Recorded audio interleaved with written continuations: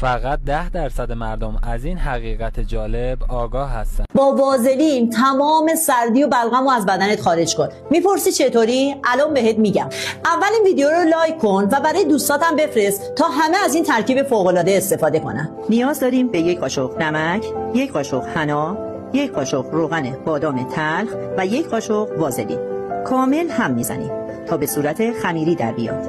بعد به کف هر دو پا میمالیم و بعد از کمی استراحت 1 کیسه فریزر روش میکشیم و روش جوراب میپوشیم. این کارو که انجام دادی صبح اونو از روی پات بشور و بعد از 2 هفته میبینی که تمام خلط پشت حلقت، چاقی شکم پهلود، ریزش مو، درد مفاصل، خستگی و بیحالی، نفخ و یبوستت کامل از بین میره. این ویدیو رو سیوش کن که تو شلوغی این اینستاگرام گمش نکنی و اگه نحوه دقیق مصرفش رو میخوای کلمه وازلین رو زیر همین پست برام کامنت کن.